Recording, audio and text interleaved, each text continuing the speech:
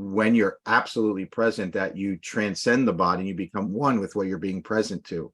That's how the healing occurs, because then the body as it exists in the illusion has to be at the effect of that, because the body is effect. Where there was illness expressing in the body because it was at the effect of delusion and, limited thinking, and now it's entered another realm, it has to reflect that. Doesn't mean it can't again go back the other way, because it could. It all depends on what your mind is doing, right? This is why it's really important to be around people of like mind who hold a higher space for you and for your body and for your mind and for who you really are, and see beyond the expressions of your limited beliefs. They can see beyond it and see the truth in you, and as they see that, that is what expresses.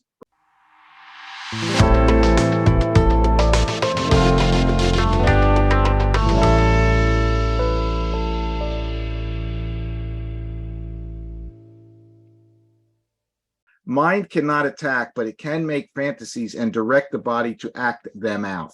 Yet it is never what the body does that seems to satisfy. Unless the mind believes that the body is actually acting out its fantasies, it will attack the body by increasing the projection of its guilt upon it. In this, the mind is clearly delusional. It cannot attack, but it maintains that it can, and uses what it does to hurt the body to prove that it can. The mind cannot attack, but it can deceive itself, and this is all it does when it believes it has attacked the body. It can project its guilt, but it will not lose it through projection.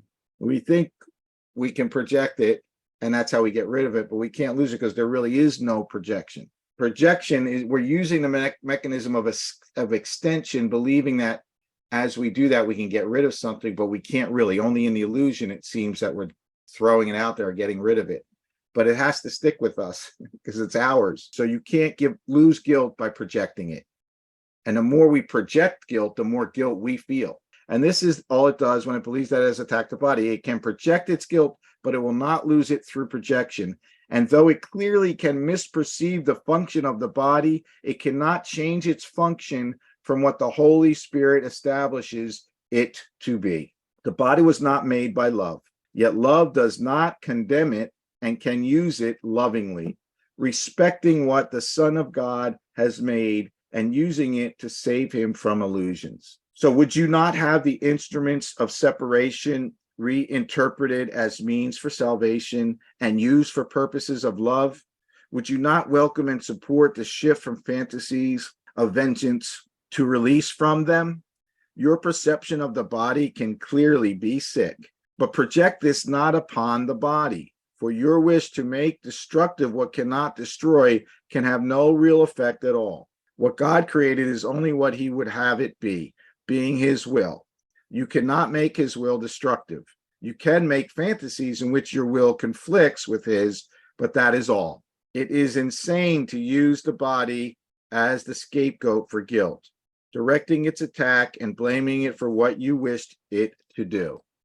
If your body's sick, getting sick is a liability. That's the direct result of projecting guilt onto and attacking the body. And that's what fantasies do. So for fantasies have made your body your enemy, weak, vulnerable, and treacherous, worthy of the hate that you invest in it. How has this served you?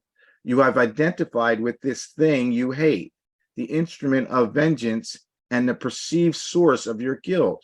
You have done this to a thing that has no meaning, proclaiming it to be the dwelling place of God's Son and turning it against him.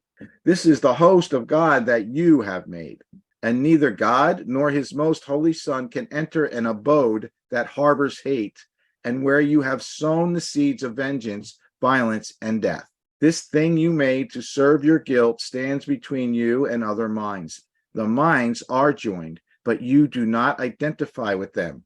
You see yourself locked in a separate prison, removed and unreachable, incapable of reaching out as being reached.